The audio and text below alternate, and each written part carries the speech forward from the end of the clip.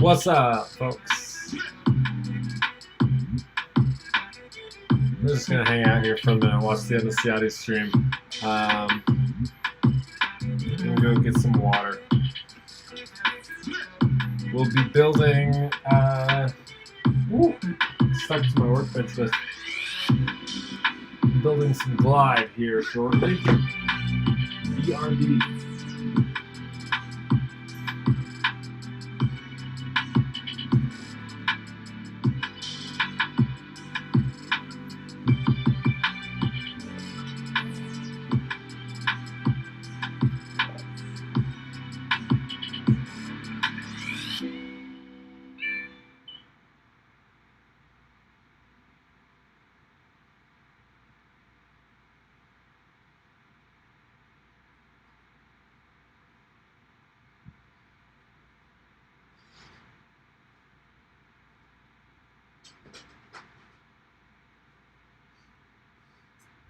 Guys, I screwed up.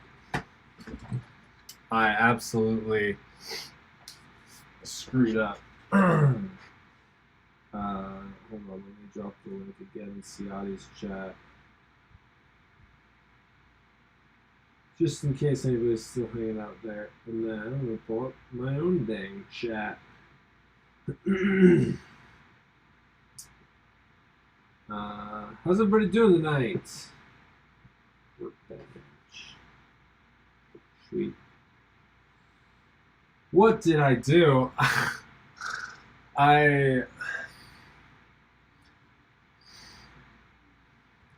It's just so stupid. I roasted some sweet potatoes earlier in the oven, and I diced them up all nice and seasoned the potatoes, and then threw them on a sheet pan in the oven. And then I threw them in the oven, and I let them roast for a while, and then they were done cooking, and then I turned off the oven, and I was like, I'll pull them out in a minute. And that was like 5 hours ago. They've been sitting, continuing to cook for quite a while in the oven, so I just saw them, and they're all shriveled up. So that's fun. I was going to pull up some flight footage for you guys to start this off, but we'll just jump right into it, I guess. Yeah, just killed 2 whole sweet potatoes. And I'm sure they're still edible, but definitely less appealing. Alright, bench cam, there we go. I'm still trying to figure out all my streaming stuff. Oh no, cinnamon rolls are at least delicious and scrumptious, and I feel like I'd be way more sad if they were cinnamon rolls. Sweet potatoes, it's just it's just the side that I was gonna make with some lunches. I was just kind of meal prepping for some lunches for this week. Just made a whole bunch of sweet potato, and yeah. Okay, so I haven't touched this quad since last time I streamed until today when Ciati was streaming. I did just a little bit of soldering. I basically just touched up the flight controller here. Added the wiring harness for the TBS 69, which I've lost. There it is. There it is. I went ahead and, put the whole case with the EMF guard and whatnot, and then the plastic case on this one. I'm not sure that I love it, but without this, you have to, in order to mount it to the mounting holes, you have to use M3 screws, and the Glide has M2 screws, and that just seemed like a hassle to do M2 in here and then step it up with spacers to M3. It just seemed like a hassle. Obnoxious burns ramen noodles. I try to pride myself in being a halfway decent home cook. For example, my dinner tonight was supposed to include sweet potatoes, and then I got distracted midday. I prepped the sweet potatoes ahead of time, and then and then totally got distracted, and then a few hours went by, and then I was like, oh, it's dinner time, I should make some dinner.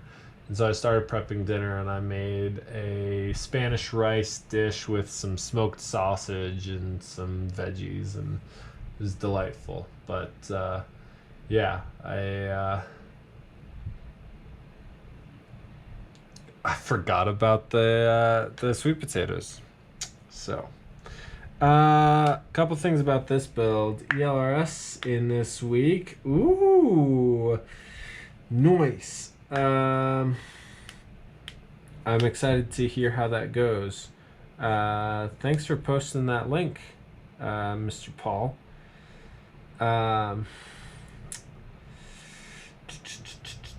Yeah, it's interesting. Yes, this is a V1.1, I believe. I got it on the Race Day Quads sale for super cheap before they ran out of them forever and ever. I think it is anyways. Where does it say? Acon. There it is. FT V1.1. Yeah, appreciate it, Paul. I'm bad at caring about my live streams because I should probably do something on my Instagram, but it's late. Like, not that many people are probably going to join. We're just kind of catching the end of the West Coast prime time. Like, it's really not a good time for anybody, at least not in the United States. And I don't know of an audience who knows of me outside of the United States except for the collective. Bob Noxious, dude, ADHD is real. I was diagnosed in like the 4th grade with ADHD, and then again in high school just to like confirm, and I was medicated for a while, and it was super helpful. But for me, cooking is one of those things where I can just like it's one of those things where I can kind of hyper focus into it, and like, except for today apparently. But today I had so many different things going on. Like, I was meal prepping for the week, and then I was cooking my meals for today, both breakfast, or all breakfast, lunch, and dinner. Like, just throughout the day, I was constantly in the kitchen, like cleaning things up, and then going back and working on other things on my computer throughout the day, and then going back into the kitchen, prepping my next meal and whatever. It was just constant back and forth into the kitchen. And I think by the time the sweet potatoes were done, I was just kind of zoning out. But at least I like turned the oven off, right? Like, what would have been worse is if I had left the oven on with the sweet potatoes in there and just let them roast and just burn to an absolute crisp. Like, that would have just been rough. You know what I think? I've decided just now I am going to ditch the case for this guy. And I'm going to try and use the spacers or the wire. I think it's like 18 gauge wire trick to turn the M3 mount holes into M2 and use some M2 hardware. It just sounds better for this build. No, I guess that's the other point, is like, maybe it would have been better if I left the oven on, because at least then I would have, like, even though they would have burnt to a crisp and not been salvageable, I would have like smelled them burning and seen the smoke or whatever hours ago. Like, literally, this probably, like, I probably turned the oven off with these guys in it probably 6 hours ago. Yeah, just ridiculous. I saw some new subscriber notifications. I don't know. I thought they showed up here in Streamlabs, but I don't see them. I think one of them was Bob Noxious. Thank you very much, Bob Noxious.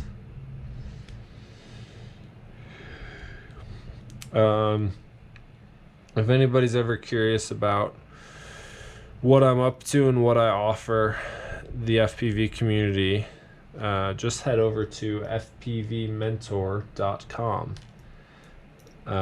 That is my link tree. and I offer services from one-on-one mentoring for new pilots to help them learn how to get into this crazy hobby of ours, all the way down to helping people plan their next build. Even if you've been in the hobby for a while, maybe you're building something that you've never built before and you want some advice on parts to get for it. So a good versatility of options that you can basically hire me for. Paul McDonald asks, would 1507 3600 Zing motors be good for a freestyle 3-inch? I don't think they're going to work out on my Cinerat. Just too hefty of a build with the full-sized GoPro. 1507s. Where do I have...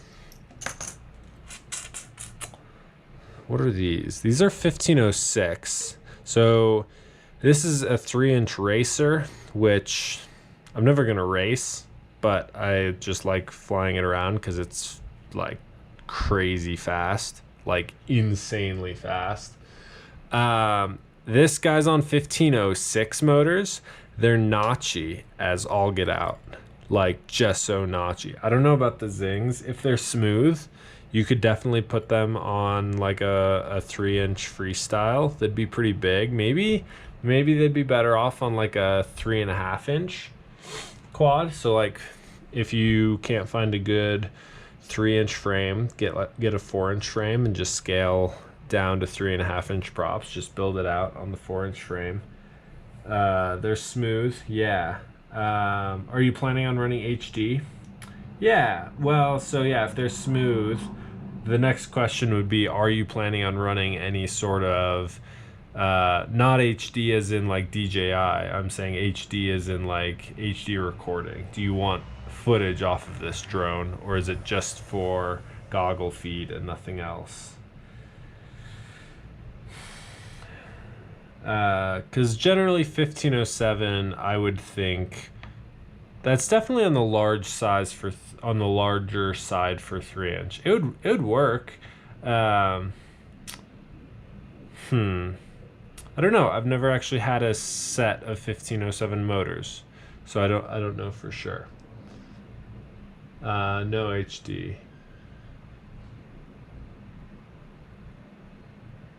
A little heavy. Seemed good on a 4-inch.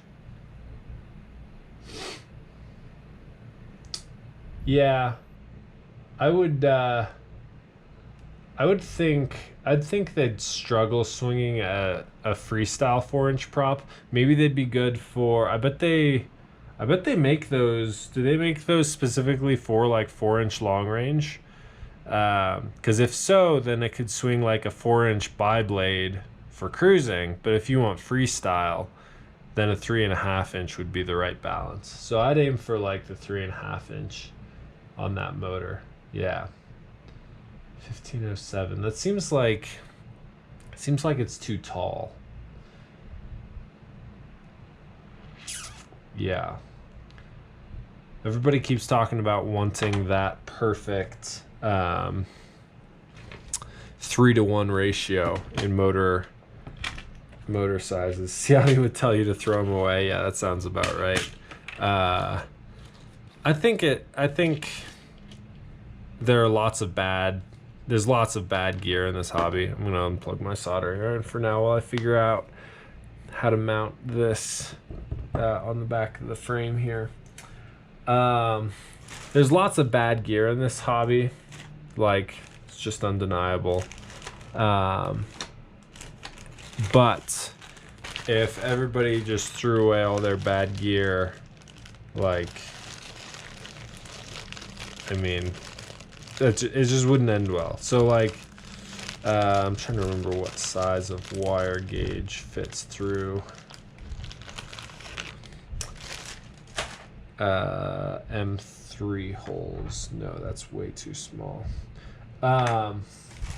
So yeah, I mean, I'd say like if you've got it, like don't like keep your hopes too high that it's gonna be this incredible thing, but run it until it breaks, and then when it breaks, get something get something better.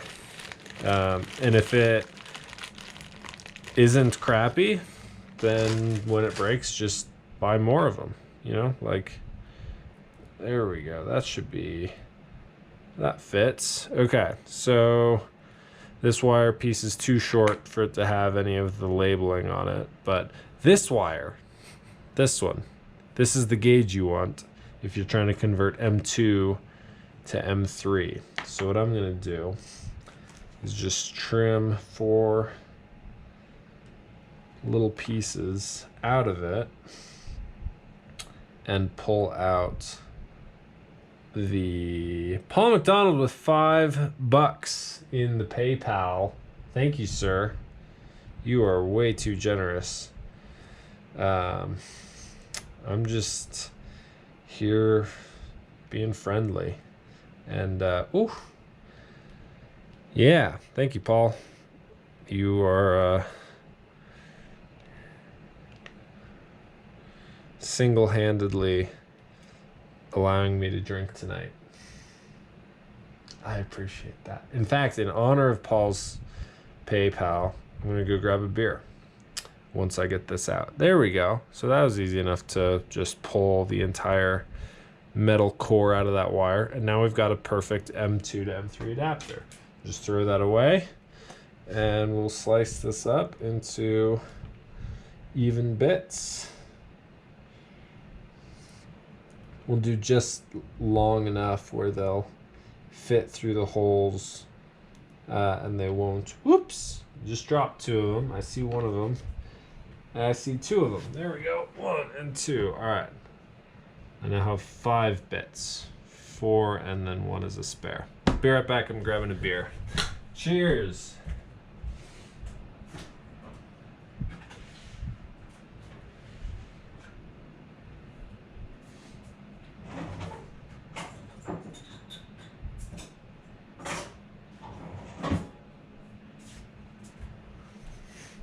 Nothing special tonight. I usually try and keep things local, but tonight we're just enjoying a Blue Moon Belgian white. Just a classic. Cheers, folks. All right. So yeah, this is gonna be just incredibly difficult to see, but you basically just fit these in like grommets. I can pop these antennas off now that I don't have the casing. There we go.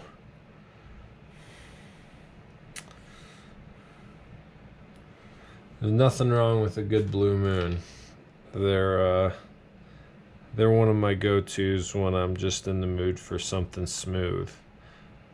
Like I said, I try to drink from like local breweries and stuff because there's so many good options. I've always, ever since I turned 21, there's always been good options for local beers in the various places I've lived. And I'm thankful for that. I realize not all small Midwestern towns have stuff like that. But yeah. What are these notifications? I'm glad you've been learning from these streams, Bob. That makes me really happy, actually. I try to provide just a little bit of educational content. And even when I'm not streaming, I try to like be active in the chat of other streams, and whether that's Bardwell or Ciotti or whoever. I mean, the collective in Ciotti's stream is definitely a special place to hang out and get to know people. So there is nothing but love for that man, and the platform he provides to this community for learning, for education. Let's see if this will be long enough to get this mounted in properly. Yeah, so this is my first actual glide build. It's almost all new parts actually, which is insanely rare for me to do. Wait, is that the same length? No, that's longer. I pull out of here. I'm just lost trying to keep up with my own brain. Motor wires are in the way. That'll be fine. Yeah, that looks like the same length. What was I even saying? I don't know. The last couple of times I streamed, I went pretty long, but like I realized I was just talking the whole time nonstop, mostly about nothing. And by the end of it, my voice was like mostly shot. So I'm going to try to talk a little bit less. But if you have any questions, tag me in the chat. Like Bob Noxious and Private Island did. I saw it's Blunty's stream, or I saw the notification for it. I didn't actually join in for any of it, and I know this is Bot's regular day, and I know Ciati usually streams before Bot. I actually, like half an hour before Ciati typically goes live, I was thinking about sitting down and going live, and then I was like, oh wait, Ciati's going live any minute now. I won't interfere with that. So I waited, and then he never went live. And then by the time I realized, like, oh wait, nothing ever happened, Ciati never went live. By the time I realized that, Bot was already live, and so I was like, well, shoot. And then Ciati went live right after that. I didn't realize Super Deluxe went live today. Bot, Ciati, Super Deluxe, and it's Blunty. And now it's bench time with Remy Tim. Yes, it is. Ooh, those are a tight fit. I wonder if it's better to put them over the screw first and then try. Yeah, that'll probably work. All right, we'll try that. So what I'm doing is I'm taking these little pieces of wire insulation. That's all it is. It's just wire insulation from who knows what gauge, like 16 gauge maybe. It's the same gauge as like individual ESC power leads, which I've got some right here, so maybe I can scope it out. I think it's the same gauge, although none of them have any labels. Lovely. Ew. There it is, 18. So if that's the same thing, which I believe it is, then it's 18 gauge wire. Acts as M2 to M3 conversion grommets, essentially. Just cut it up and pull the wire itself out and shove it in, and pray for the best, which is exactly what I'm doing here. I might need to use some tweezers to like jab it in. What's going on? I guess if all else fails, I can just kind of hold it. Like I don't need it to go over the wire insulation, but I could just press it down and then use some nuts to go over the top of it. But the preference would be to get everything fitted. Here we go. It wants to go. It does.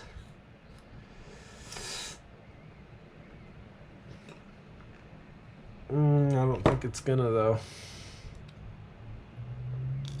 Ooh, that just ripped. That wire insulation just shredded to bits.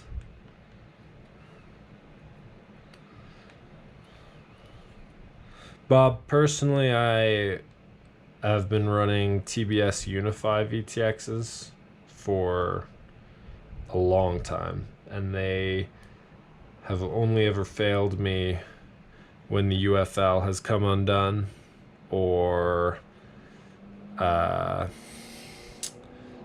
smashed the drone at 90 miles an hour into a fence post. Otherwise, like, I take my Unifies just like the normal Unify Pro HV. Like, I'll take it like 2.5 miles without even pausing to like think about it. Like, it just works for me anyways. I know there's some people who have issues with that VTX or have issues with TBS as a company, and I get that. I've had my fair share of issues with TBS, but I've also had as many, if not more, issues with other companies in this hobby. And yeah, so I've ended up supporting kind of the, what's the phrase for it? The lesser of two evils.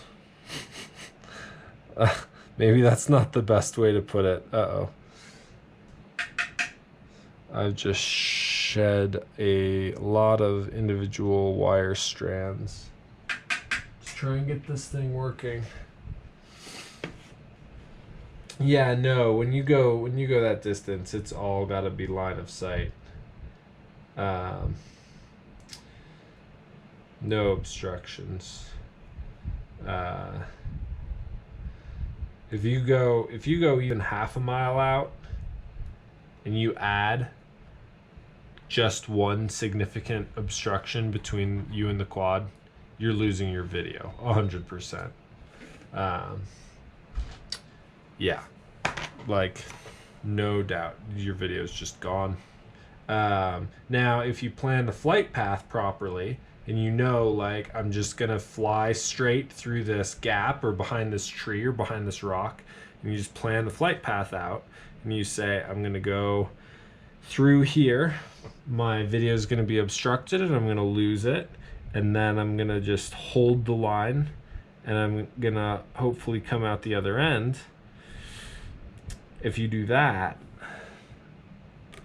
I've done that, and you can be just fine coming out the other end. But it's risky, but it can be just fine.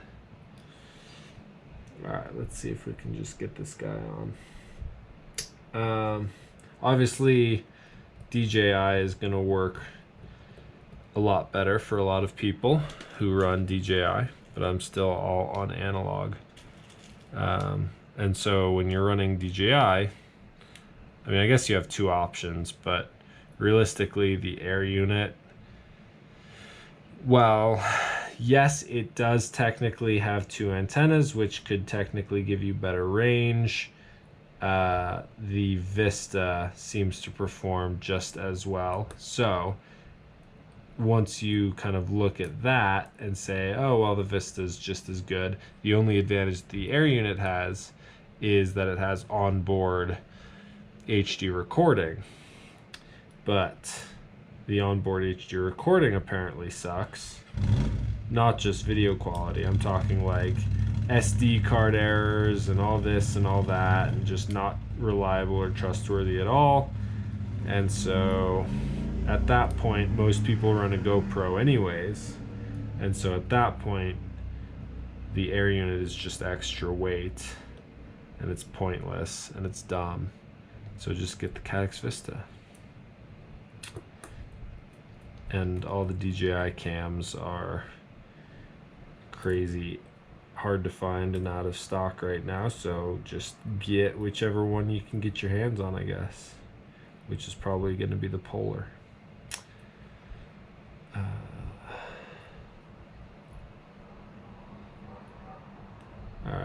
I'm just gonna focus on this build for a while, and if you guys have any questions, don't hesitate to tag me.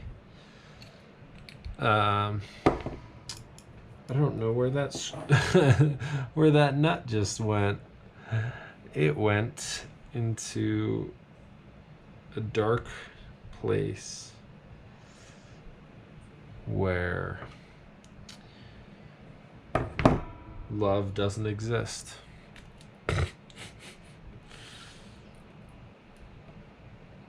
I do hate M2 hardware with a passion.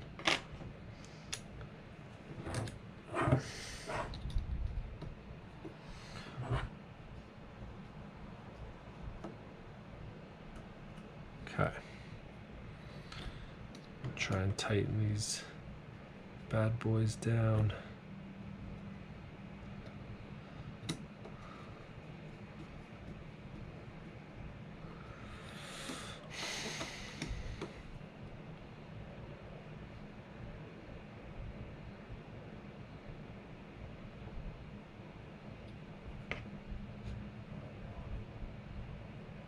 Question of the group: on a 5-inch race wires or M30s? I don't know what M30s are. Oh, wait. There it is. I found the nut that flew into the ether. It came back from the what's it called in Stranger Things? From the shoot. Yeah, what's it called? What's it called in Stranger Things? The beyond, the underside. No, what's it called? Gosh darn it. That's frustrating me.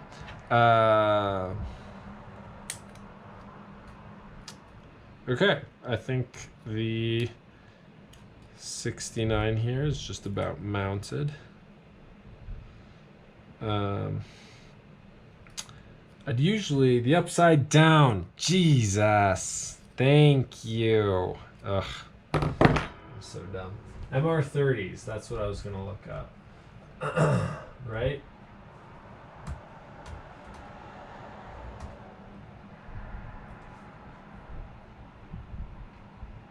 Okay, I'm gonna go to get FPV and look it up.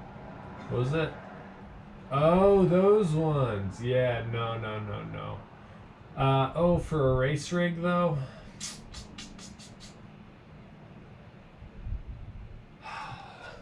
If it's for a race quad, maybe.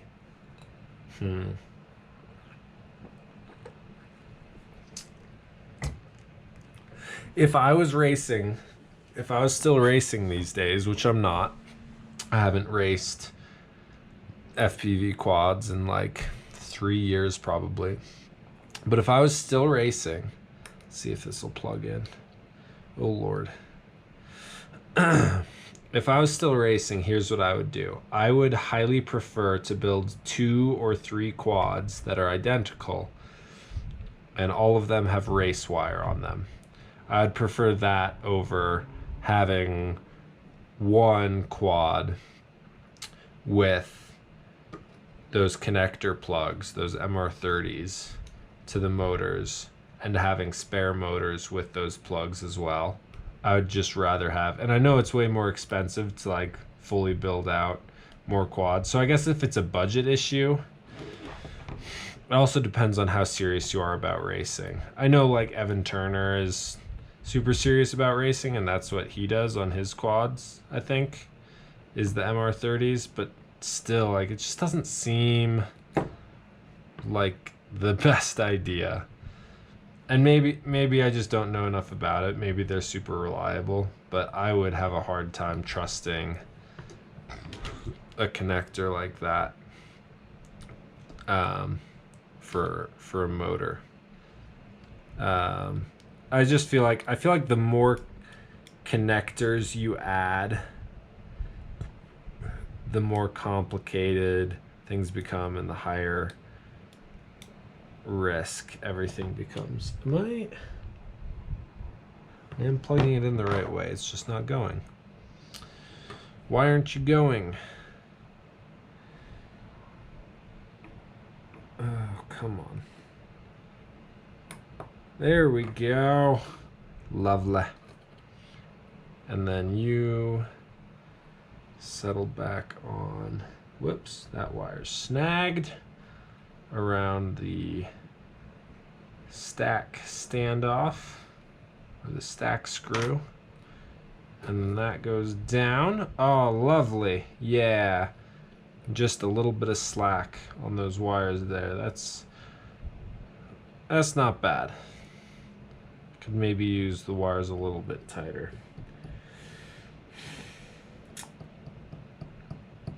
I mean, here's the thing.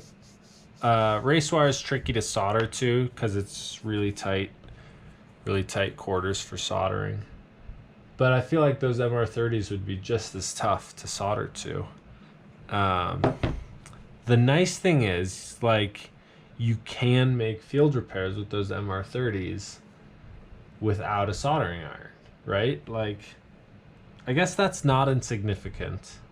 Yeah, if you're keen on, so like when I was in my racing days, I'd like break arms on my racing frames, like not often, but often enough where it became an issue, and I'd have to like stock like 2 or 3 arms for every race that I went to, and maybe I'd use 1 or 2 of them, and maybe I'd use none of them.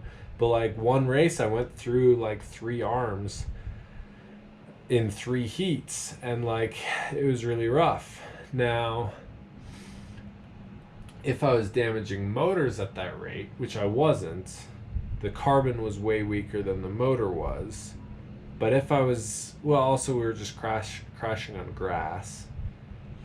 But if the motor was at risk, if we weren't flying on grass, if we were racing elsewhere, here's the thing, I wouldn't do it for freestyle.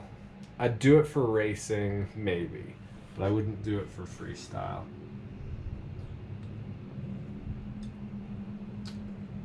Yeah, that's my answer. For freestyle, it's a no-go.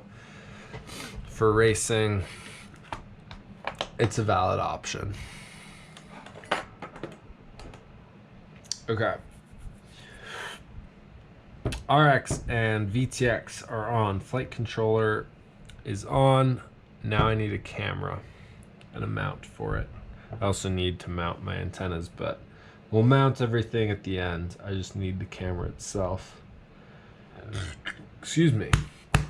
Time to remember where I have cameras.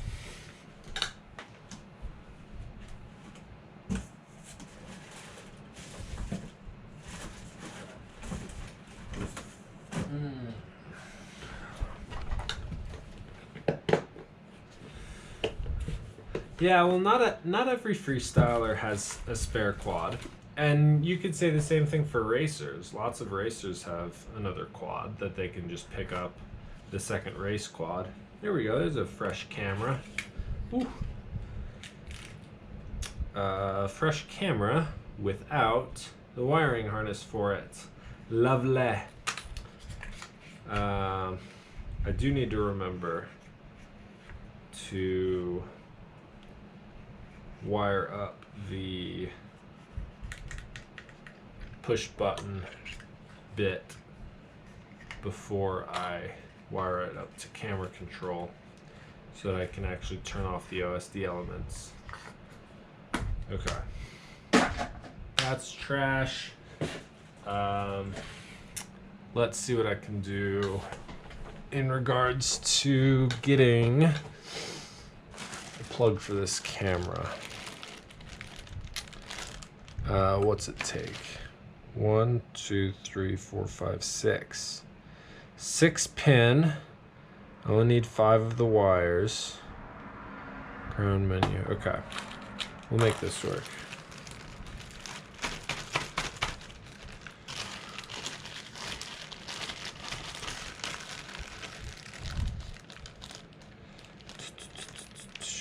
One, two, three.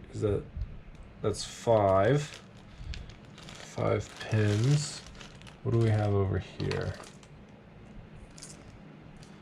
1, 2, 3, 4, 5, 6. Is that the same size connector? That'd be nice. I feel like it's not. No, that's definitely too small. Yeah, too small. Okay. All these different JST plugs get confusing. Where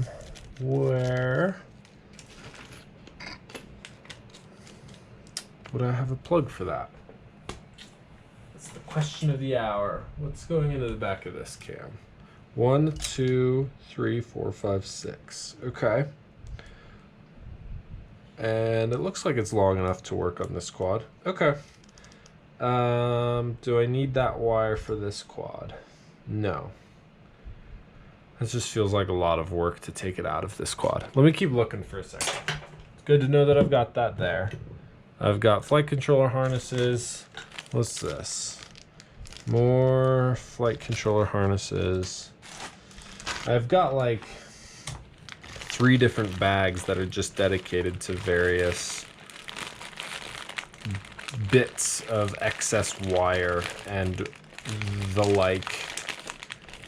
And so I'm sure, oh, what's this? That's a 3-pin. Oh wait, no, there's something in here. Whoa, wait, why am I dumb? 7-inch knowledge. Paul wants 7-inch knowledge. Hold on, I gotta focus on grabbing the right wire. See if this is long enough. It's got video, ground. That might be just perfectly long enough. And then it's already got the plug on the back of it, so I can use that to disable OSD. And then if I want to wire it up to camera control, I can do that after. We'll just leave this at time. Okay, this should work. Let me make sure. Voltage, ground, video, ground, menu. Cool. All right. And that'll sit, I don't know where it'll sit, but those wires are definitely long enough, if not too long. All right. Paul McDonald asks, man, I said I was not going to talk too much, and here I am talking the whole night away. Paul McDonald asks, can you drop some 7-inch knowledge on us? I started doing some looking this week, and it seems like the motor options start at 28XX and up. What kind of amp ESC do you use on yours? That's a great question. So I've actually only built myself one 7-inch, but I've planned a lot of 7-inches for myself and for other people that have either been built or not. I own another 7-inch that I bought from somebody else pre-built. So here's the deal with 7-inch. If you're planning on doing long-range cruising, you don't really need anything special in terms of the ESC. You don't really need anything special in terms of the motor either. I've run 2208 motors on my 7-inch cruisers, but you definitely lack motor performance on that. I wouldn't go any lower than 30 amp ESC, but realistically for a cruiser, if cruising is all you're doing, you're probably not going to exceed 30 amps. What I would really rely on if you're sending it for long range is make sure to get a good reliable brand, something with lots of capacitors, lots of FETs, so the likelihood of failure is greatly decreased. If you're planning on doing long range, I wouldn't actually recommend a 2208 motor like I've run. I think the minimum I would start at is a 2507, I think somebody makes. And then up from there into like 2805, 2806, 2806.5 for KV, anywhere from 1300 to 1900, but it depends what voltage you're running, what batteries you're running. If you're running 6S, you can legitimately get away with 1300, no problem, and you'll still have tons of power. If you're running 4S, I'd say like 1500 is the minimum, but some people run 1300 kV on 4S, and it's just fine. I guess if you're okay, so everything I've said so far is assuming you're doing long range cruising.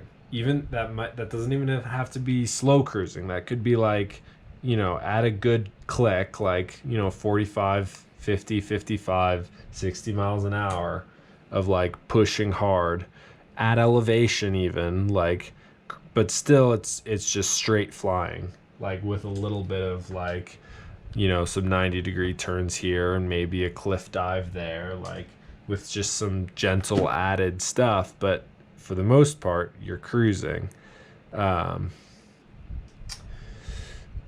What I'm aiming for now on my 7-inch builds, because here's what I'm doing. I'm disassembling the 1/7-inch I've built, and I'm also disassembling the 7-inch that I bought, and I'm reassembling those both with 50 amp. One of them's 50 amp, one of them's 55 amp ESCs. I think that's overkill, but I send my drones 2-3 miles away. I want overkill. I don't want it to fail for a stupid reason. If you're doing 7-inch freestyle, you definitely want closer to 50 amps on the ESC, because those motors, if you're doing freestyle, you want a minimum of a 2806 motor, and you want a minimum of a 45 amp ESC, and a 2806 motor at a minimum. Maximum for motor is a what is the DRL size? 2510. No, maximum is the 2510 is pretty big. So that's the maximum height for a motor stator is 10 millimeters that I would go. The maximum width I would go, so the other direction you could increase motor size, is the FPV cycle 30 millimeter motor. That's kind of built for 7-inch, or it's actually built for like 8-inch or 9-inch. But if you're doing like hard 7-inch flying, that motor would be great actually.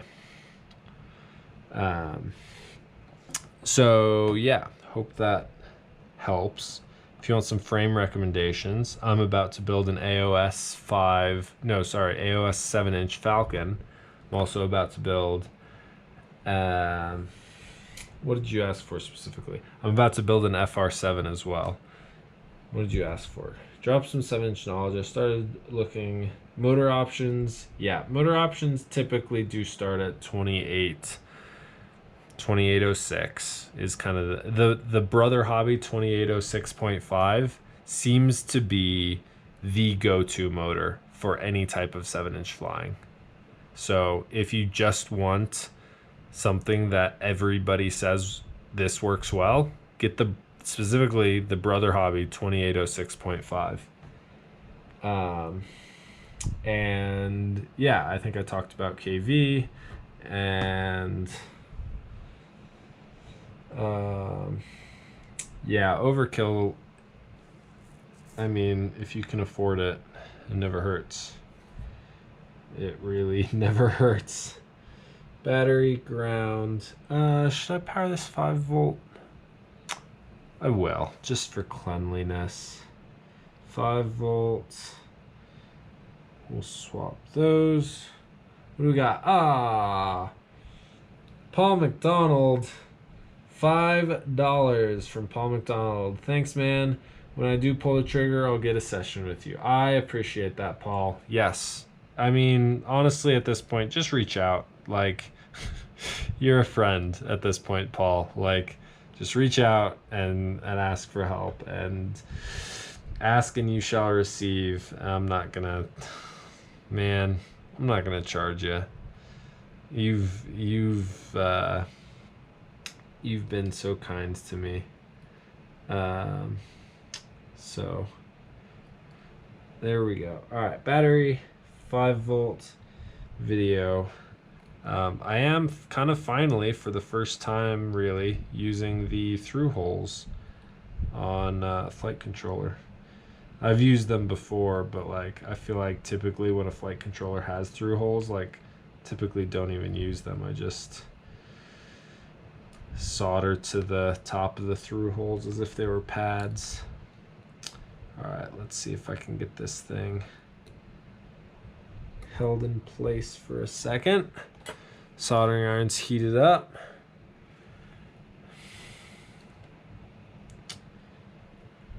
All about good vibes.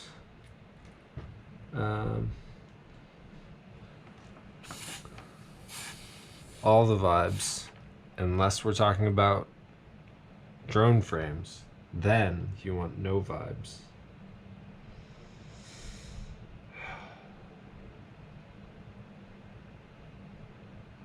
I know some people say it's like toxic to breathe in. But I love the smell of soldering. It's so good. It's so relaxing. Private Island's still hanging out.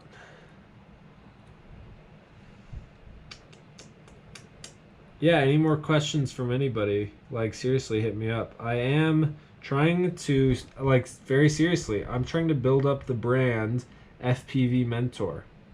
And so I realized, like, in order to become a resource for FPV knowledge, like, I realize I'm competing with the likes of Joshua Bardwell. And that's really intimidating. Because I look up to that man a lot. What's the joke?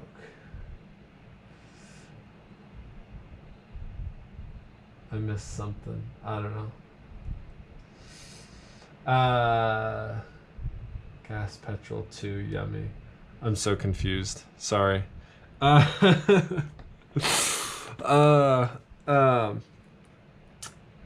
was I saying? Yeah, I'm basically like Bardwell's FPV know-it-all, and I'm FPV mentor now, apparently. I'm just like starting to build out this brand, and like that's crazy intimidating. And like I've got the likes of Oscar Leong to compete with. I've got the likes of Bardwell to compete with. Like so many people provide, like, you know, Mark Spatz, you know, so many people in this hobby are providing incredible information, just like pure educational content. And I'd love to like create content on a similar level as them. Vibe and frame joke. Gotcha.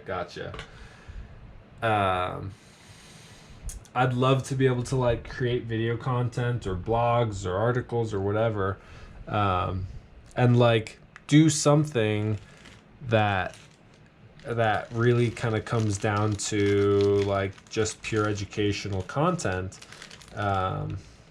more, you know, doing more than just like what I'm doing now is just helping people one-on-one in video call sessions or over chat or whatever is most convenient for them. But at the end of the day, like, it'd be really cool to produce some stuff that people can just search up their question, and then they find my video and it has the answer, and I can like answer their question in, you know, 2 minutes, and it's a pre-existing video, so I don't have to answer the same question over and over again. I just create this one video and then point people in that direction. But man, that's a lot of work. It's a lot of work to produce educational video content, or even to write blogs or articles like Oscar does.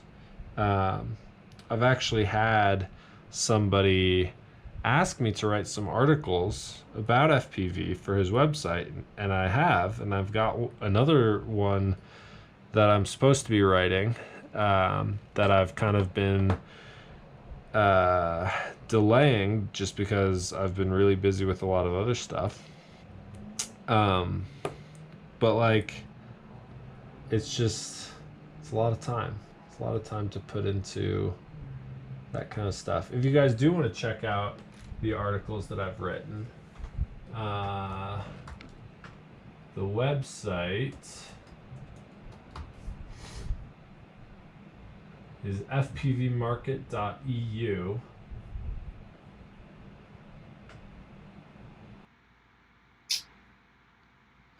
There's this cool website that is getting started up based on, here's what it is. So you can select your country and search for a product, and it'll show you stores where you can buy that from. If you just want to know, like if you just live in the Netherlands, you want to know what stores you can shop from, quadcoptershop.nl, that's a shop in the Netherlands. You just click on that right there. It takes you to a store where you can buy drone parts from. It's, you know, selling Mavics, so maybe it's not great FPV stuff, but they're saying they have Yashin and Emax parts and this and that. So, you know, you just shop around based on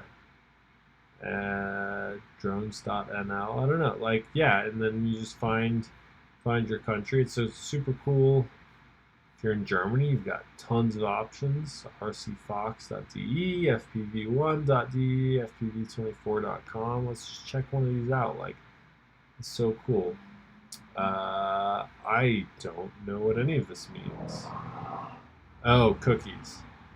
We'll just skip that. Yeah, man, look at this. Mini Racer Racing Race Copter Ready to Fly. Let's see what they've got. Yeah, sure, you can have my cookies. We got the iFlight Titan, the Diatone Roma V2. That's Bardwell's #1 recommendation for binding flies right now. Like, it's good stuff. I mean, I don't know how these prices match up. Seems all right. It's good stuff.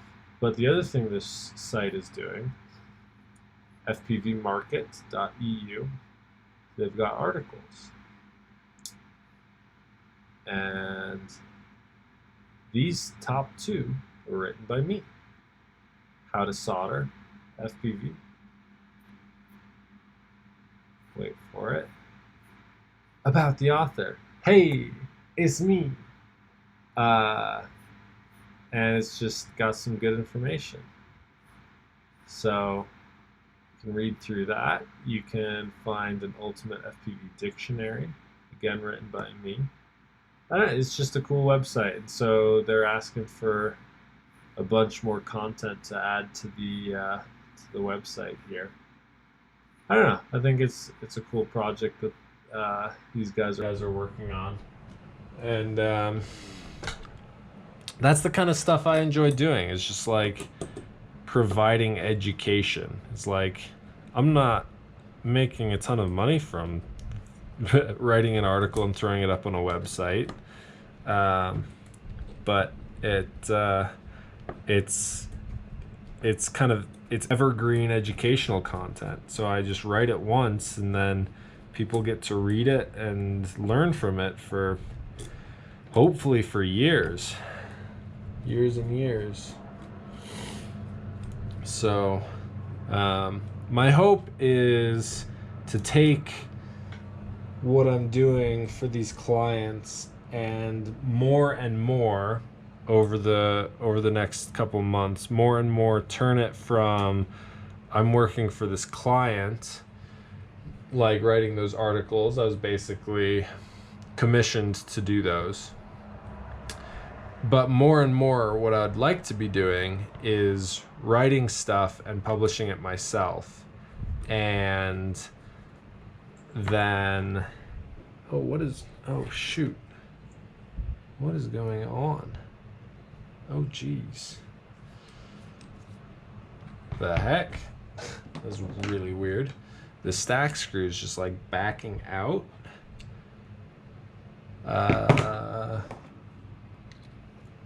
Weird. But yeah, what I'd like to do is kind of take more ownership over my own content. That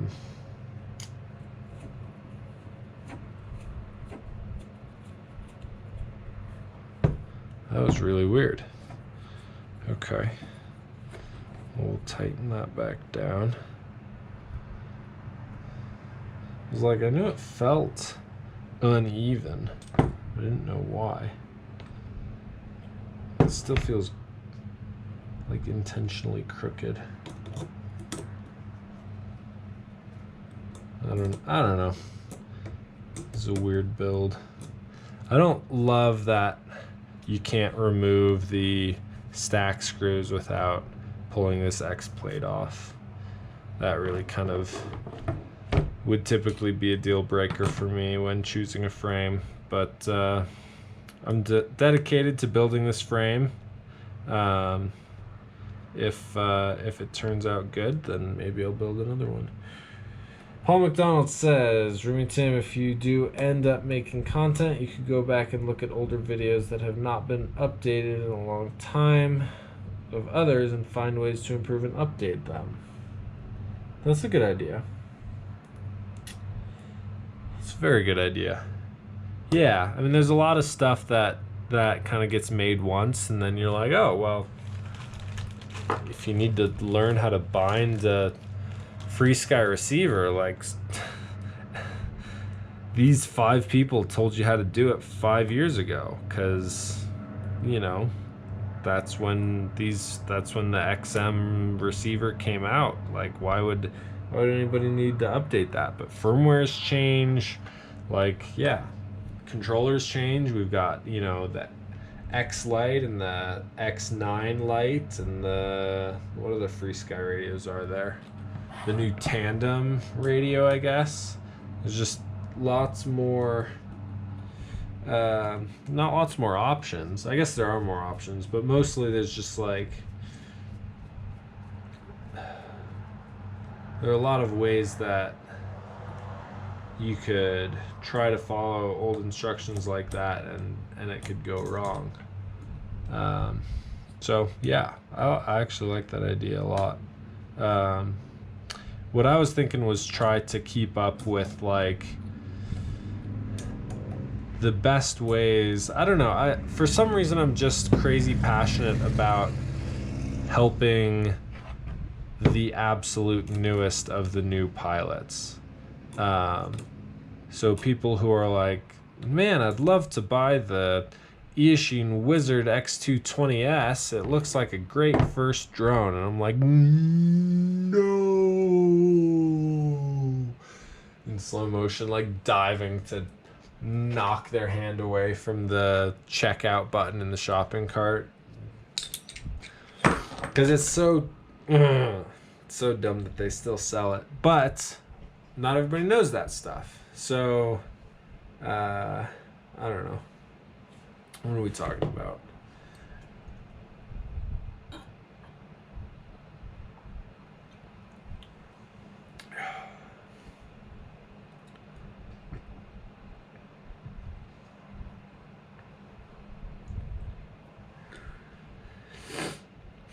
Yeah, that's an interesting point, Paul. Yeah, I do the same thing sometimes. I'm like, oh, like, why am I still watching a Project Blue Falcon video? Like, may he rest in peace, JC, what a legend. But, like, why am I... he hasn't, you know...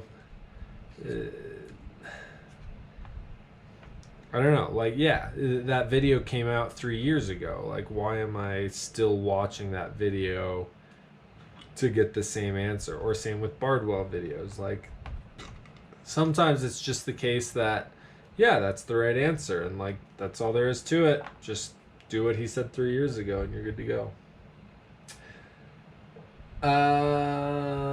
CL1 seems heavy. If you're gonna go with, like... If you want a cheap frame that's not a clone, it seems like the TBS Source one is the way to go, but I've never owned any of those crazy cheap frames that are not that are like open source or whatever, or like the cheap frames that are supposed to be like the clone killer. Like buy our brand name cheap frame instead of buying this cheap clone frame. I've never owned any of those, but if I were to, the TBS Source one seems like way more people run it, and so I'd trust kind of bulk, you know, just the community as a whole seems to know what they're going for with that kind of thing. Okay, I'm going to try a couple things here now that I've got all this wired up. I guess I should power it on for the first time with all this plugged in. I think I already did a basic Betaflight setup. I need to bind the 69, and I need to turn off the OSD elements in the camera. So we're gonna try to do that real quick, I suppose. Race Day Quad Source one. Yeah, I think there was something a while back with like Race Day Quads was cutting it out of like super cheap carbon or something, so that wasn't quite kosher, but I don't know if that's still the case. But I mean, it's the same design, like it can't be that bad, I feel like. Okay. I should use a smoke stopper just in case. Just a little cheap one. And power. Wait, VTX antenna. Almost.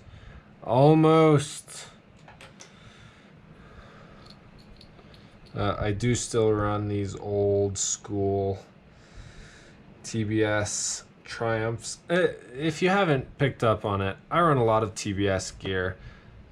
Some people would call me a TBS fanboy. I wouldn't. Like, I think they make good products, folks. I'm not like, I guess I do like shill their products a lot, but I've flown their products for so long, like they're just really good. Like I've rarely had issues with TBS products, and when I do, I contact their support and I get it fixed 9 times out of 10. Like, I don't know, I should stop, but the explanation I was getting at was I run these old TBS Triumphs, not the TBS Triumphs Pros, because they're orange. And as my FPV name is Remy Tim is a character who is solely orange and purple. And so like all of my 3D prints are either orange or purple.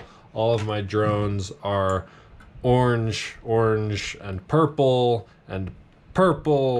and yeah, so that's the whole thing. So I literally only still run these antennas. I mean, they're durable, they get good range, that too, but I literally like only still run these antennas because they're orange. So deal with it. Hey, I'm gonna turn on my Tango 2 and try and get a bind going. Whoops, forgot how it worked for a second. Tango 2 XF, bind, execute. Binding in progress. Oh, we've already got a red light on this guy. So it's not gonna bind until I press the bind button on it. So we'll try that. Actually, I'm gonna go ahead and kill the smoke stopper and just plug in raw.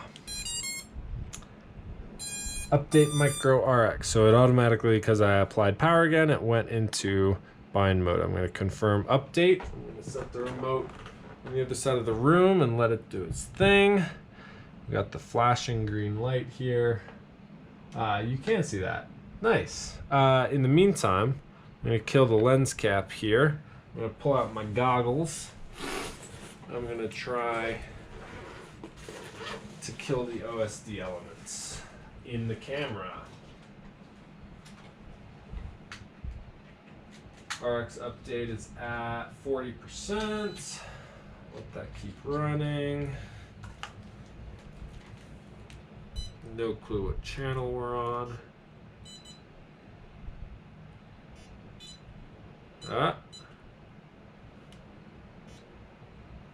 Okay, I've got a signal, but it's gray. Uh-oh. Signal is pure gray. I've got OSD. I've got OSD. Does that mean the camera's dead?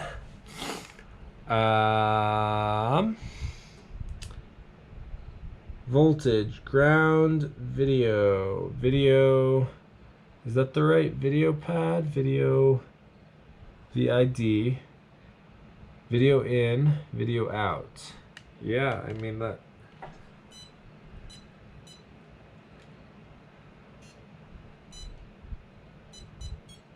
Why is it changing channel? It just changed video channel. Oh, it just changed again. What is going on? I guess it's like rebooting with the finding okay. Cancel. Alright, we're gonna power cycle. Yeah, it looks like it's just fully bound. We're gonna power cycle anyways. But yeah, I might have a dead camera on my hands. Or something. We'll see. Powering up. Immediately bound. We got the green light there to confirm. 100% 0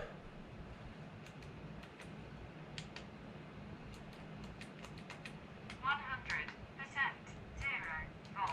Okay, I don't have my modes tab set up. I thought I would have that. That's alright. Okay, so let's load up agent. Go to VTX, set to race band. We'll go to race band 4, and we'll keep it at 25 milliwatts. Cool. So,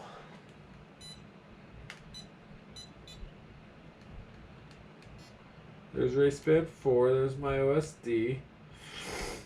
So I've got Betaflight OSD, but I don't have the camera OSD, and the signal's still just pure gray.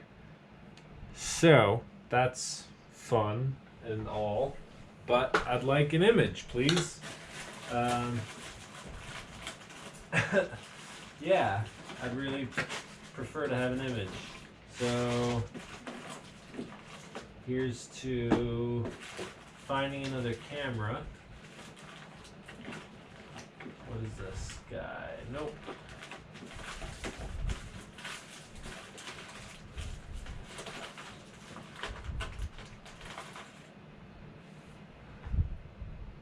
Two, three, four, five. Nope. All right.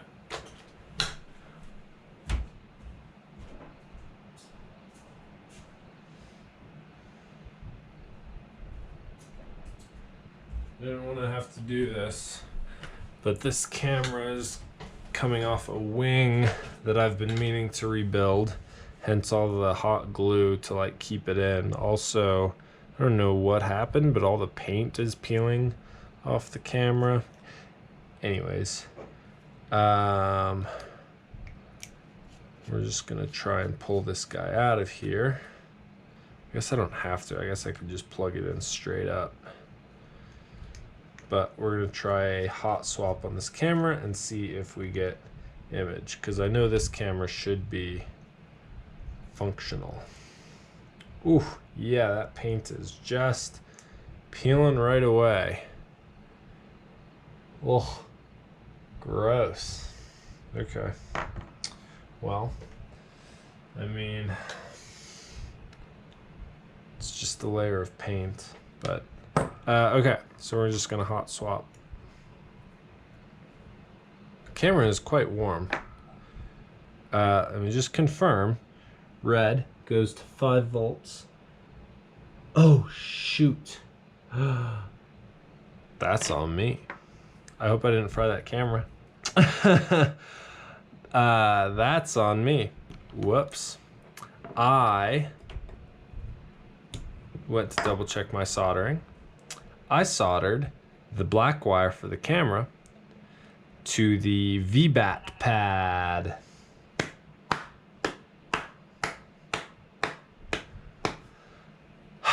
Go me! All right, soldering iron.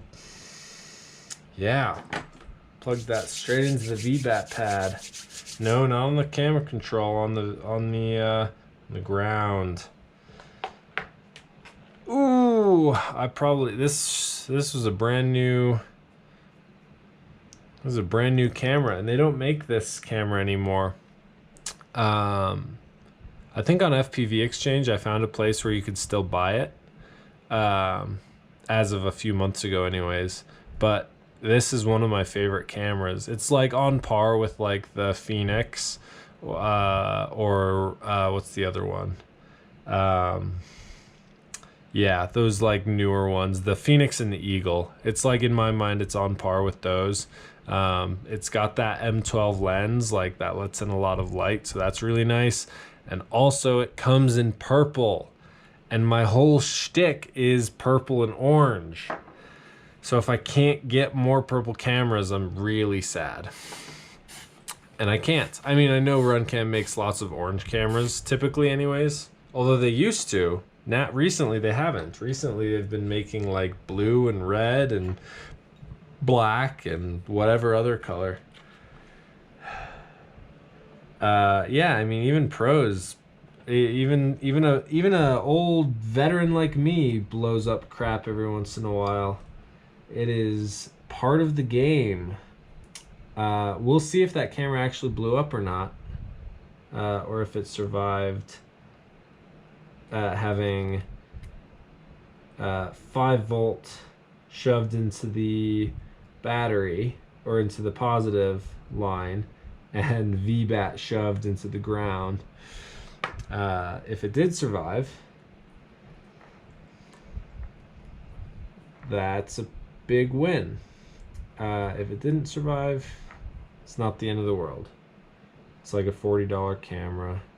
Yes, it's a brand new one. Yes, it's disappointing. No, it's not the end of the world.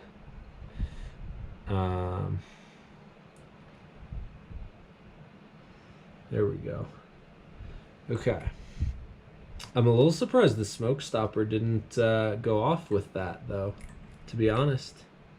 Seems like something it should have kind of triggered for, right? Oh boy.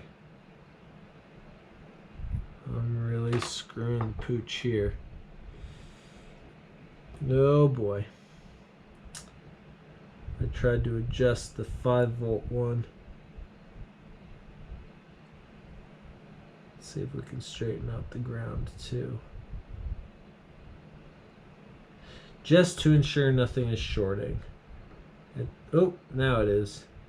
Now that I tried to clean it up, now there's a short. At least it's an obvious short, but it's still frustrating to clean up.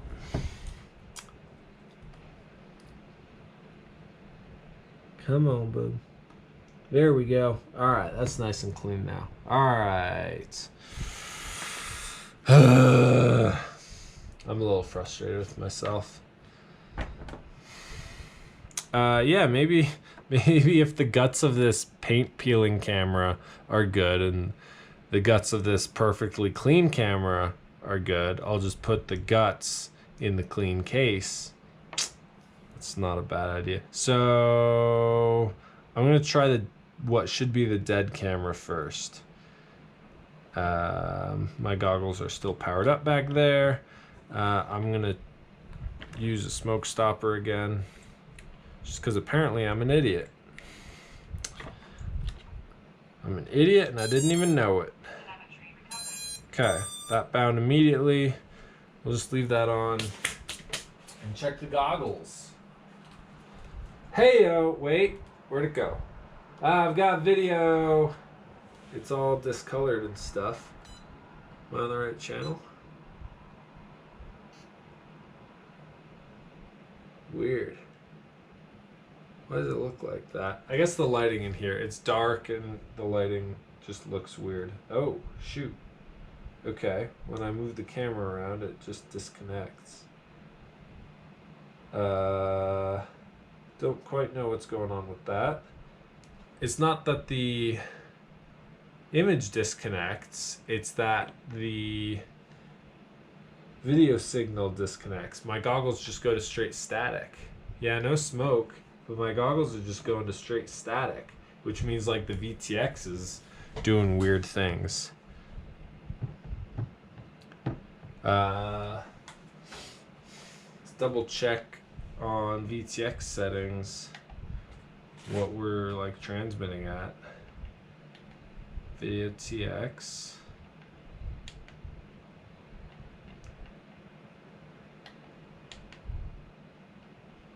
Wait a second. Oh, whoa. Why am I at 868? That's not right.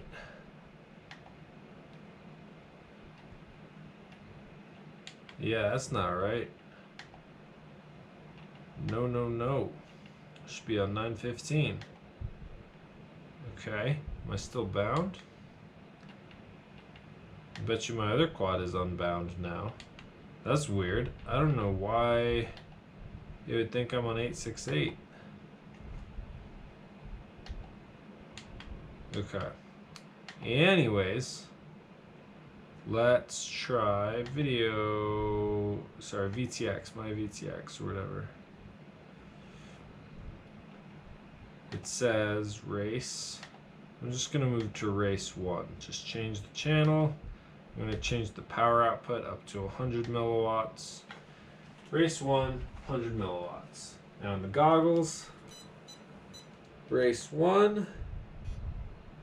We've got an image. It looks funky, but it's there. What happens when I move the camera? Yeah, it cuts out again. Okay. Weird. Maybe I shouldn't trust this camera. Yep, there it goes. That is so bizarre. Let's see if you guys can see that.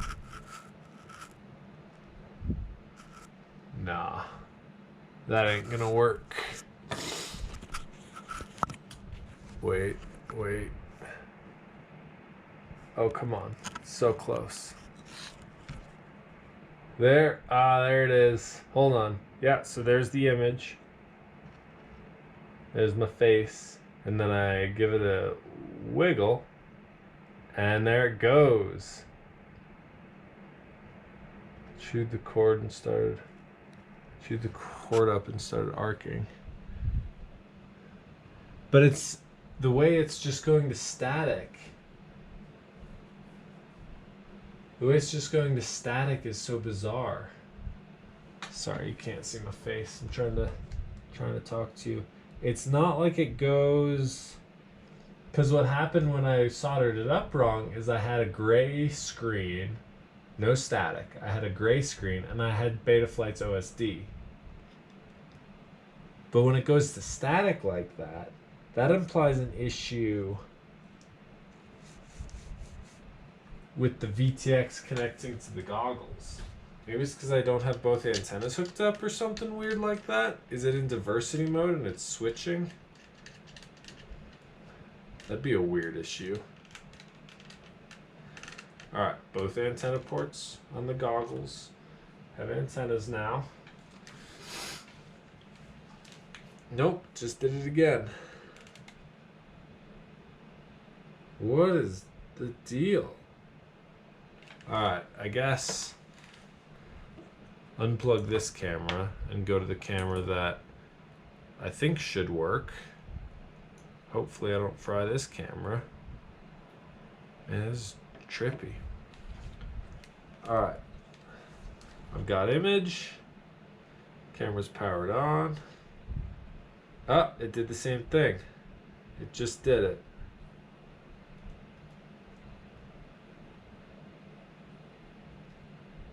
Yep, it's still doing it. Jeez. Okay, well that's scary. Okay, well the camera's fine. Yeah. Whoops. Just throwing my goggles around. Gonna break something. Yeah, I am all about those TBS antennas. Typically, I'll have like a patch on my goggles, but it's just easier to pack up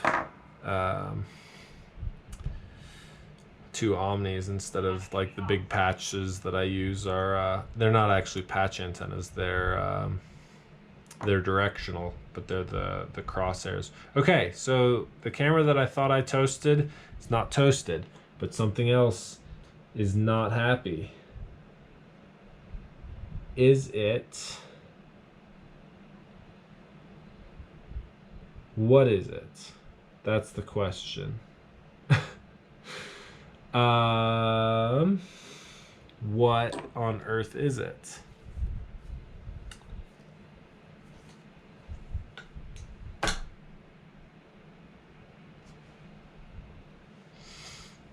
I did, like, I scratched the ground wire with the soldering iron, but I'm looking at it and, like, there's no exposed wire. There is a tiny bit right at the base, but it's not close enough to anything. It's on the camera wire, not the VTX wire. It seems like, it seems like the VTX is dying, or, like, flickering channel. I'm curious to see what the VTX is doing, actually. To see if the VTX is... Oh, what was that?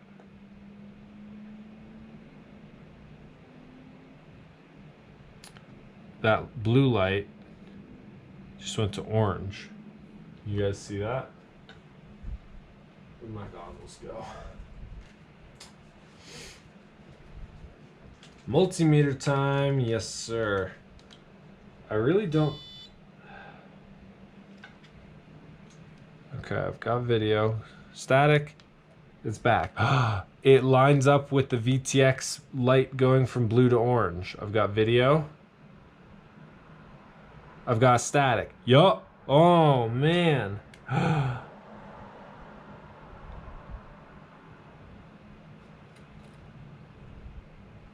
It's perfectly aligned with the VTX light going from blue to orange. What is the VTX doing? It's not losing power. The RC link is going from green to red too. Is it micro fail-safing too?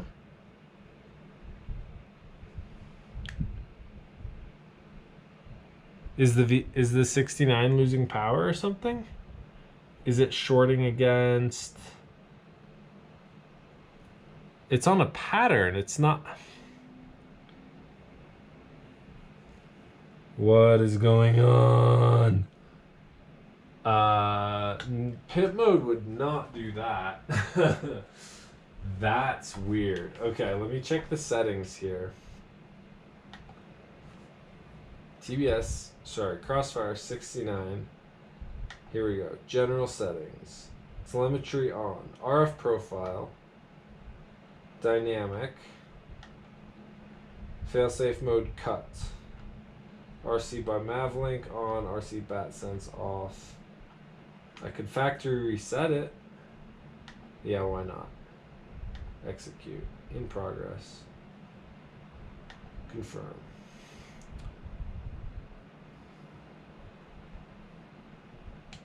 Am I still bound? I guess so. Output map. TX, RX, Smart Audio, SCL, SDA. 6 channels. Channel map. Channel 1, 2, 3, 4, 5, 6, 7, 8. A boot. 6.09, 1.48, 2.04, VTX. Pit mode is disabled. In band is the other option. What does that mean? I'm at a loss here. Why would it keep flickering over to...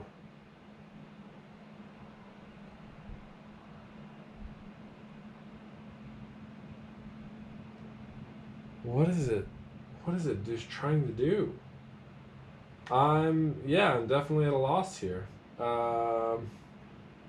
Try different bands and channels and power settings or something. Let's try Airwave 5. Yeah, the Crossfire's micro fail-safing too.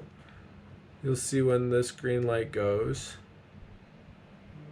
That flickers red for a quick second. That is freaking crazy. Oh, sorry. I'm trying not to curse on my channel because my mom subscribes to me. I know, that's insane. I grew up in a very Christian home.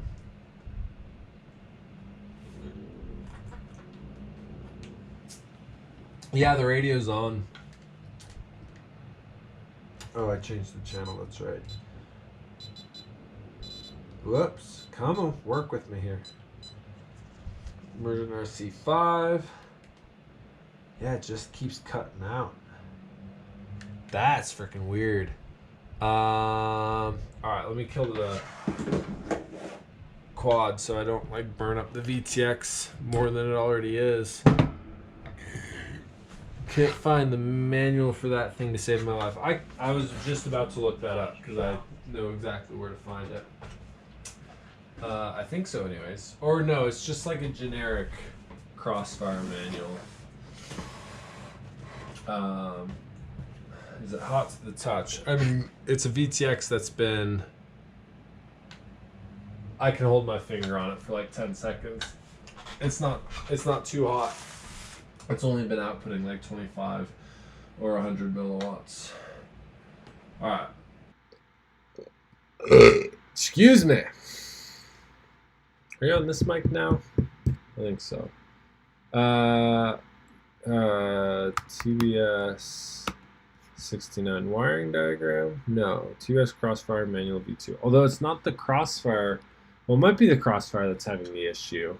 Because what's happening is if it's fail-safing, then it would lose the connection with the MyVTX setup, which is what tells the VTX what channel to be on. Do we need more light? No, we don't. Okay, let's check some stuff out.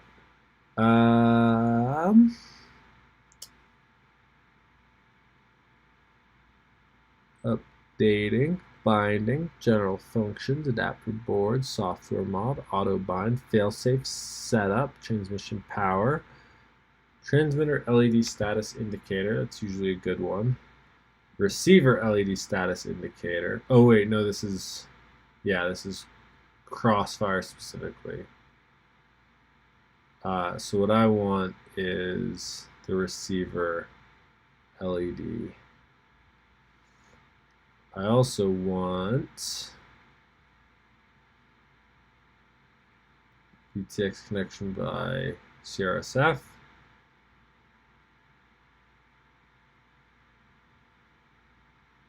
No, that's probably it. Huh. Okay. I would imagine it would... Maybe I do need a rebind? Maybe because I had it in 868 and then I changed it to 915, right? Okay, here's what I want. Transmit receiver, red, green, blinking, any pattern, firmware issue, run the emergency update for the receiver, then rebind it. So it says any pattern of red and green blinking. And that's exactly what I have. So it's just a very long green and then a very quick flash of red and then back to a very long green. But That's what it says. So, emergency update. I bet you because I tried to change the frequency and didn't update the receiver, it's having this issue. Although, no, it was having that issue before, wasn't it? Anyways, okay.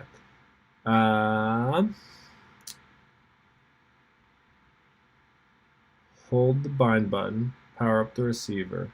LED on the RX starts to flash rapidly. Release the button. Press and hold the button again.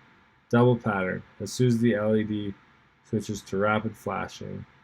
Wow. What?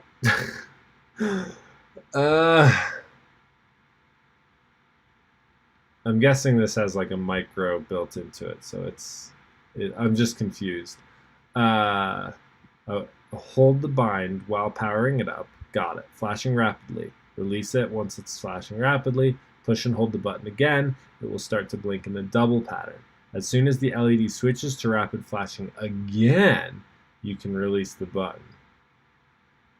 When the pattern changes back to slow single blinking, the emergency update is finished. And that will set it back to like a base level, and then I'll have to bind again. Okay.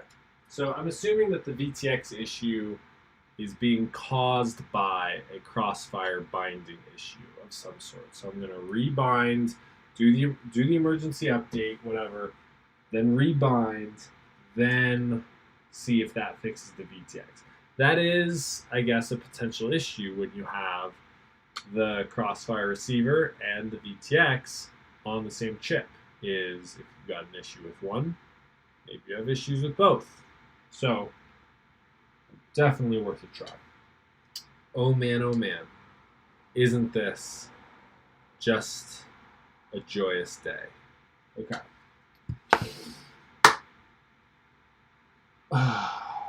Man, I don't know the last time I've had to hold down a bind button while plugging in a quad, to be honest. This is where the ViFly Short Saver V2 would come in real handy with its power button. Yeah, the cameras is good to go. That is an absolute bonus here. Yeah, can't be too upset. Oh, wait. I can hit it through the card here. That's nice. Okay. We'll try that. No, this isn't going to work. Hold on. I gotta get better leverage on the other end of the connector. Oh, come on. Man, I hate this. I hate having to hold it down while you plug it in.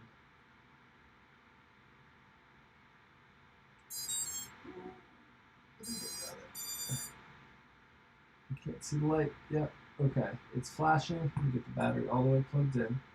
Okay. Flashing rapidly. Release the button. Press and hold the button again, like a double pattern, and then once it goes to rapid, release. Okay. Press and hold. Double blinking, yes. Keep holding. Okay, this is working. Double blinking, rapid, release. When the pattern changes back to slow single blinking, the update is finished. Okay, it's rapid still. Ah, it's red. I don't know if that's a good thing. It says it's supposed to go back to slow single blinking. But I think red is just as good. Okay. So now we try the binding process. So unplug. And plug, and it's ready to bind. Where'd my radio go? Whoa, quick.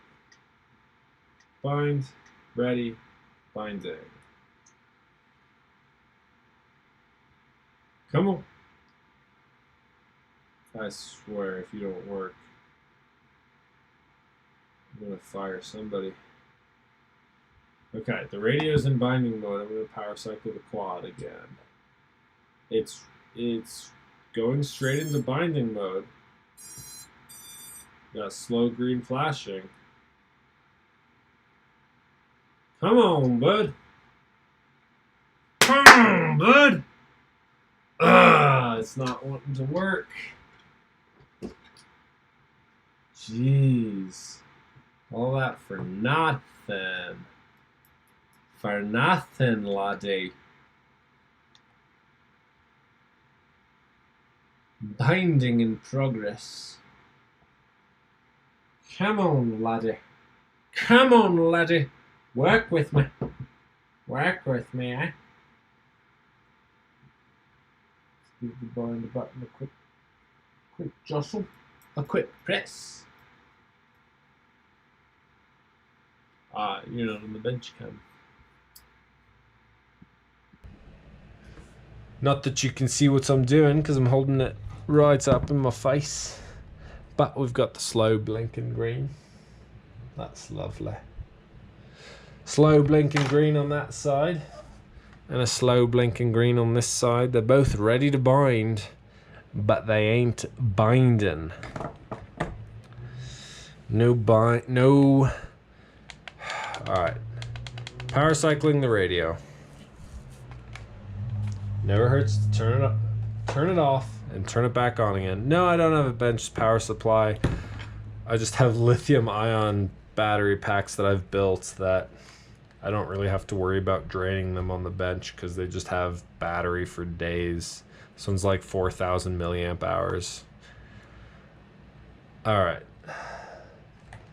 Radio back on. Welcome to Tango 2. Throttle warning. Ever since I updated it, it keeps giving me throttle warning and SD card warning, and that's kind of obnoxious. Bind. Ready. Green. Green. All right. 3, 2, 1, go. Please work. It's not working.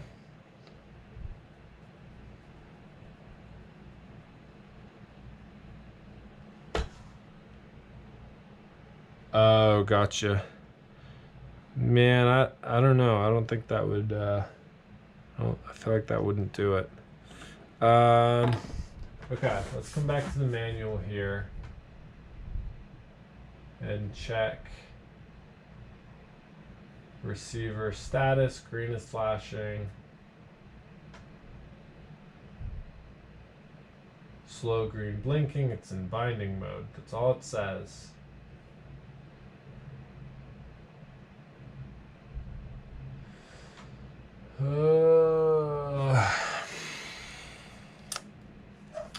Alright, let me check my frequency again. I mean, it should still bind even if it's... It should still find it even if it's on a different frequency, and then it should bind and set the right frequency, right? 915. I don't know why it was on 868 before.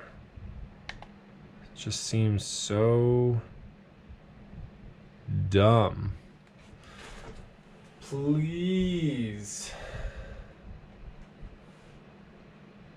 Dear Heavenly Trappy, please make my Tango 2 work.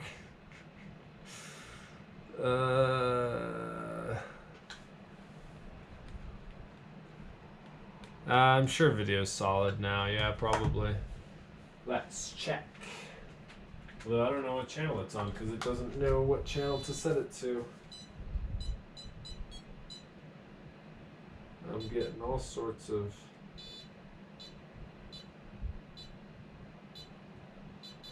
Oh, come on. I'm getting blips all over the frequency spectrum.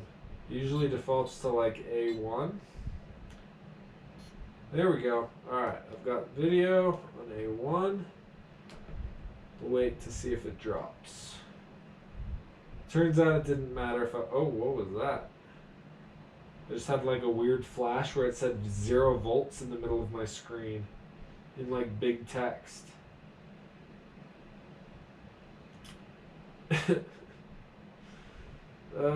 Why me? Why today? All these freaking issues. Yeah, no, video link seems to be solid now. Video link seems to be super solid. Man. Alright, well. I know you have to like update your Tango to get it to flash to the 69, but I did that on my last quad with the 69 on it. So here's what I'm gonna do, because apparently my Tango 2 had switched over to 868 frequency. Now I've got to double check. I might have to rebind my other quad or like update the firmware over to 868. So let's try that and see what we get accomplished with that. It says not bound is what it says. So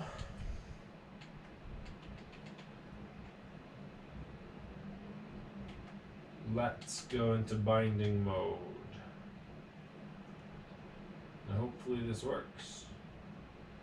Bind. Sorry, I'm like way off the camera here. At this point I don't really care. I should probably just end the stream and do this on my own time.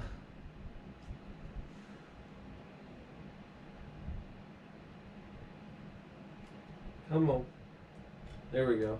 Alright, press the binding button. Bind, ready, in progress. There we go. Binding okay. Close. Power cycle the quad. Oh wait, no, it's just bound. Yes! Quad is bound. I'm gonna do this on the floor. I'm just gonna arm test it. Actually, those wires are in the way. There we go, now they're out of the way. I'm gonna arm test it. It's not going anywhere. It works. Okay. That quad is bound. 15.2 volts. And the battery's still got power. Okay. Alright. This quad is bound properly on the right frequency now. Telemetry lost. Oh man. I hope somebody's learning something, because I'm not. I certainly don't feel like I'm learning anything. See, it's going right into binding mode. Alright. So now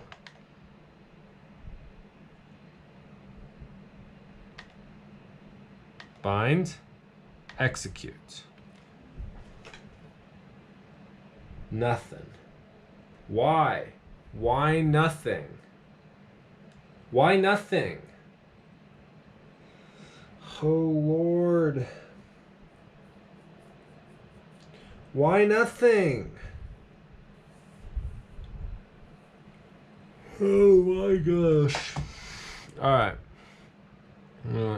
Do I have to like press the bind button again? I'm just so...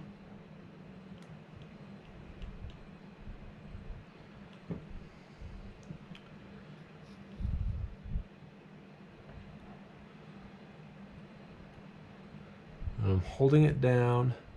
Wait, no, I'm not. There I am. Just waiting for something to happen. Nothing's gonna happen. Man. Alright. Yeah, video's fine now. It's just a matter of getting this thing bound, which is probably some weird step of like doing the emergency update again or authentication error. So I'm gonna try the emergency update again. I'm gonna close out the whole radio. I'm gonna power it off. Powered off the Tango 2. Okay. My goggles are still powered on. I'm just gonna power those off. And I'm gonna go through the emergency update one more time just to basically factory reset this guy. and hope for the best. Okay.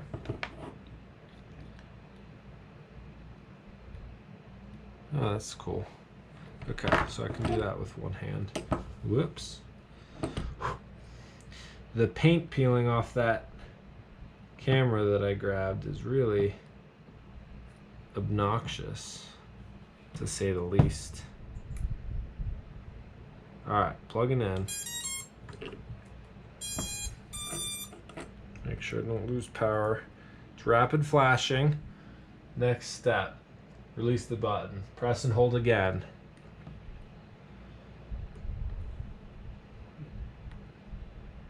Double blinking. Once it rapid flashes, release. Release.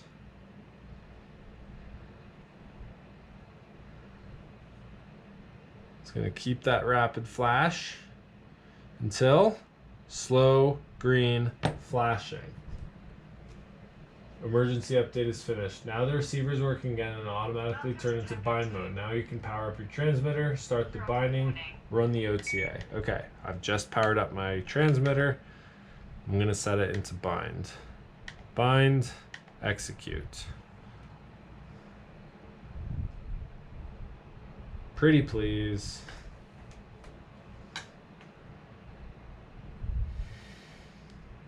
Nothing. Brilliant. Just nothing.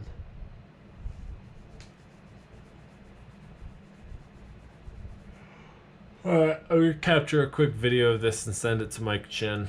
Because like I said, when you have an issue with Team Black Sheep, you just tell Mike Chin about it, and he fixes it for you, or tells you how to fix it.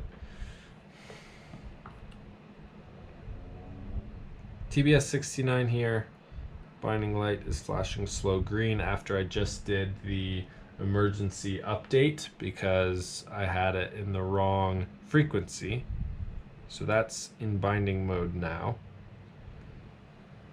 Tango 2 updated has been sitting in binding and won't give me the opportunity to update or do anything like that.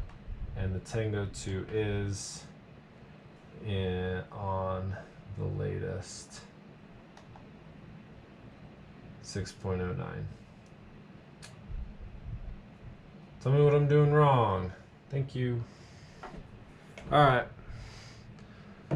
I'll send that email off to Mike and hope for the best. You know, just for the sake of wishful thinking. Just one more power cycle and bind. So much dust everywhere. This workbench is a mess. Alright, it's not working. I tried it again. It's still just sitting on the same screen.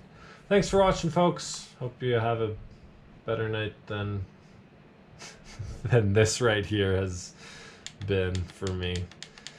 Ah!